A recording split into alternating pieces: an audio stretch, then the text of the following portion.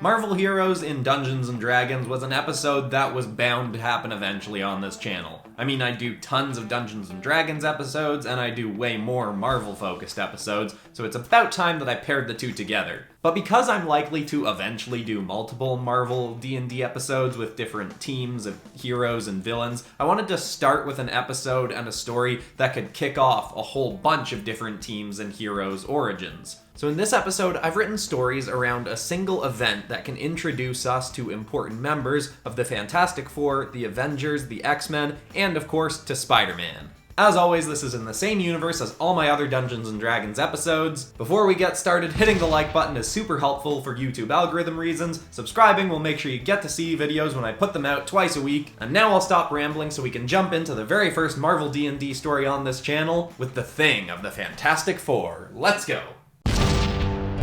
Vondark the Grim was a generally cynical orc, but his skepticism towards his closest friend's latest project was far from unfair.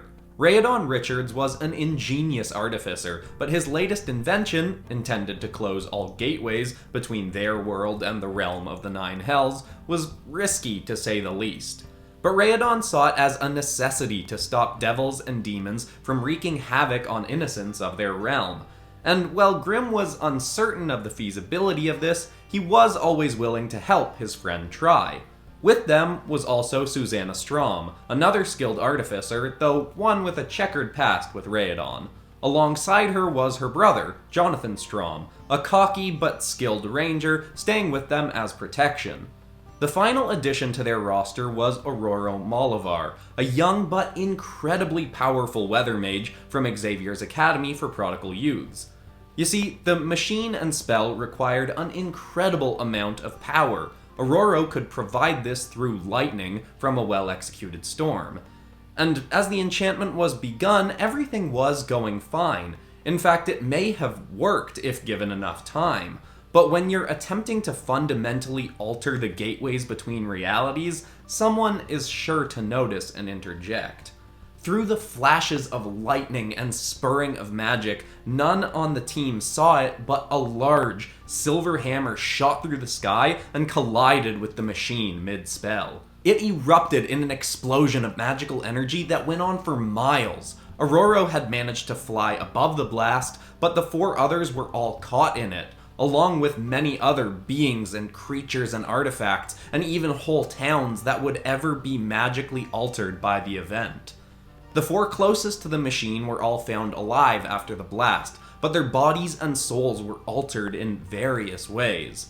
Most drastically so, though, was Grimm. His consciousness had been torn from his body and trapped in a boulder. He was only heard by faint telepathic cries for help. His body was nowhere to be found and presumed destroyed, so for the time being, all Rheodon could do for his friend was have the boulder carved into a humanoid shape and enchanted, turning Grimm into a sentient stone golem. Rheodon was mortified by what he believed he'd done to Grimm, though unknown to him, the explosion had largely not been his fault. But all the same, Grimm would eventually come to accept his new body. He was incredibly powerful and impervious to all spells, traits that would be very helpful going forward, as there were many a demon and devil that the four had enraged by attempting to seal them away from the world of mortals.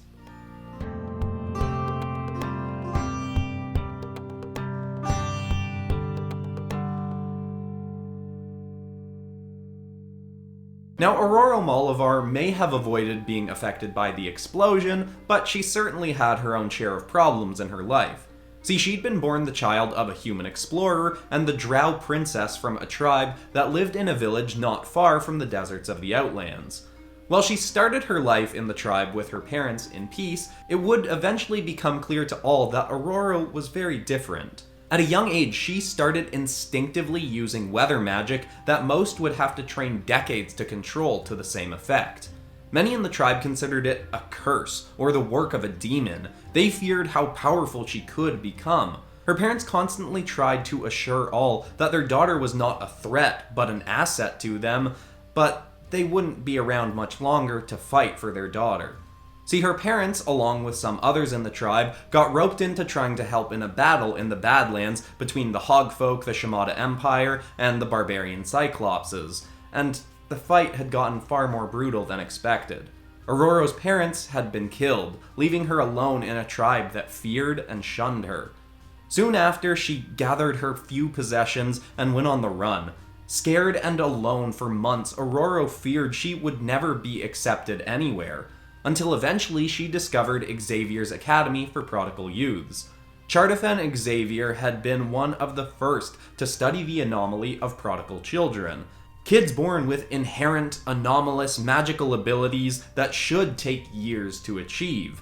Many people, not just Ororo's tribe, had considered this to be the work of a devil and feared these children, meaning many kids were cast away on the run and looking for a place to learn how to use their abilities. Xavier built his academy as a place to take in and train these youths to be upstanding members of society, and more than that, to become heroes.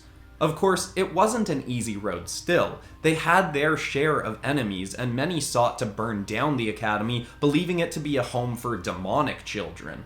That was why Xavier had been so eager to send Ororo to help Rhadon's spell. Maybe if the academy was seen to be aiding in the protection from demons and devils, people would start to trust them more. With it having failed, though, some thought this to be proof of their connection to devilry, claiming Ororo had sabotaged the project. It was an unfortunate setback for the image of the school and Ororo, but it didn't break her spirit. She, along with her fellow classmates, would continue their good work to show the world they were not to be feared.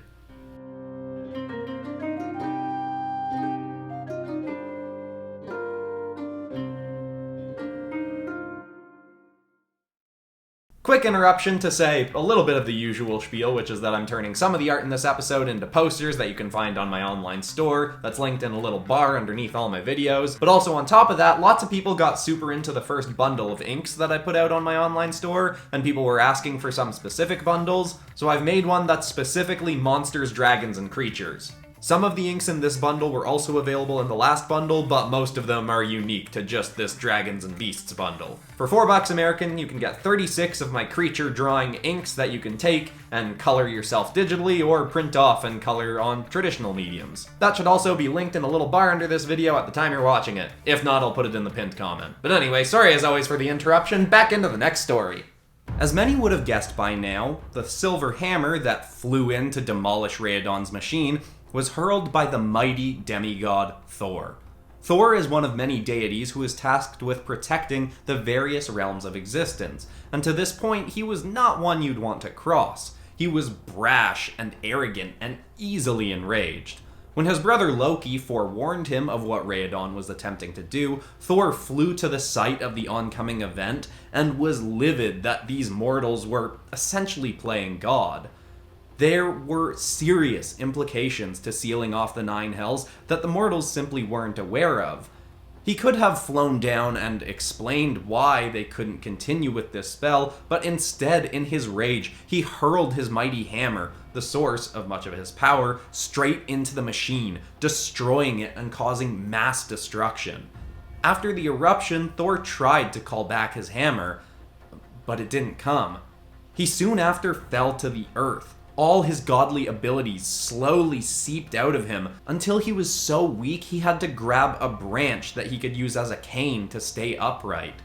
Soon after, his brother would come to him once again and tell Thor that their father Odin had deemed him too impulsive and irresponsible to continue his godly duties. He'd remain stripped of his powers until he learned to respect the beings he was meant to watch over. Of course, Loki was hoping Thor would never learn this lesson. He'd set Thor on this task that he could have handled himself, hoping his brother's rage would overcome him, as it had many times before, and this time Odin deemed he'd taken things too far. With Thor out of the way, Loki was now the heir to the throne of Asgard, the realm that their sect of gods lived in. But Loki had underestimated his brother's ability to learn and grow.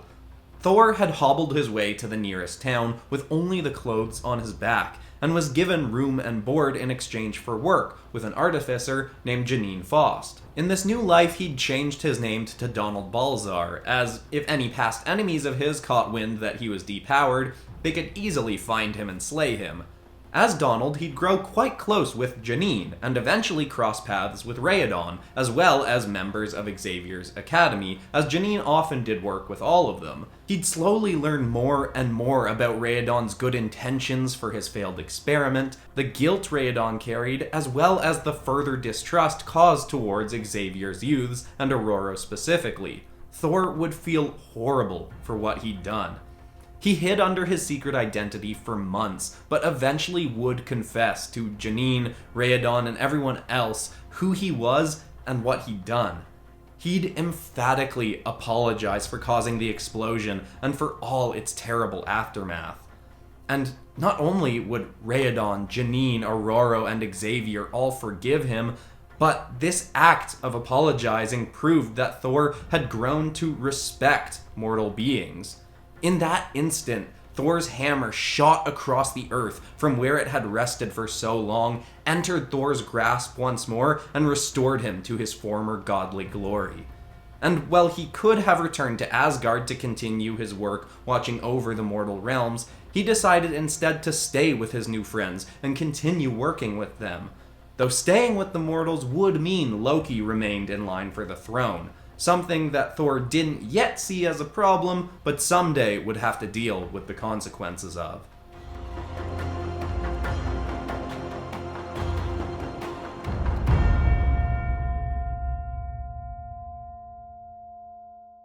Now, as mentioned, it wasn't only people who were affected by the magical explosion. Some animals, even insects and arachnids, had been cursed or enchanted or altered. Some remained unnoticed for quite a while, but eventually one of these cursed creatures found their way to a young sage named Praetorian Parkson.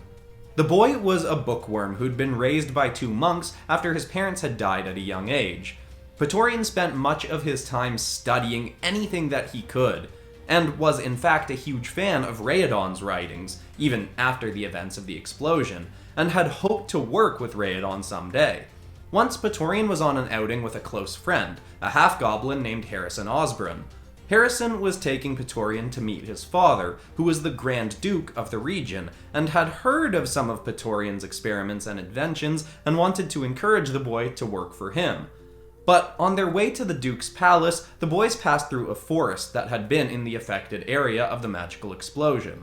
That was when an enchanted spider found itself on Praetorian and bit him.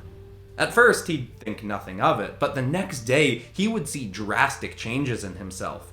He woke up incredibly fit with newfound strength and dexterity. He also found himself to be far more perceptive than before, with incredible reflexes. The next months would drastically change Praetorian's life, both due to his new strengths and to lessons he'd learned from the death of one of his upbringers. But he'd come out of it stronger on the other side. His remaining monk elder would train him in the ways of a monk, and he'd be a natural and particularly fond of training in wall running. He'd also invent things for himself to add to his skill set, inspired by the creature that granted him his magical strengths. He'd built his own custom slippers of spider climbing, as well as take a repurposed bag of holding and turn it into two wrist-mounted grapple hooks that could each hold over 100 feet of rope without weighing him down.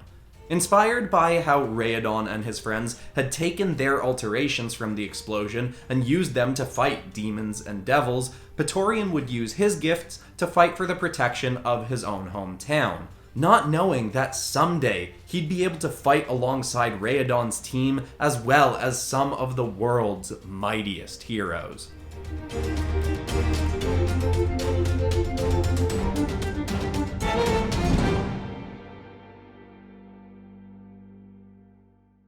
And that concludes the first Marvel D&D episode on this channel. I'm definitely going to end up doing more at some point. How quickly will honestly depend on how well this video ends up doing, though I am excited to take another crack at it because I wasn't super satisfied with the designs in this episode. Like, I thought they were okay, but I've definitely done better D&D episodes. If you're new to the channel and haven't seen my other D&D episodes, I've done a few episodes of Batman characters and villains, I've done My Hero Academia characters, I've done a ton of Overwatch D&D episodes, and I've turned my own superheroes into D&D characters. And all of those episodes are all tied into the same universe. May have referenced them a little bit in this episode.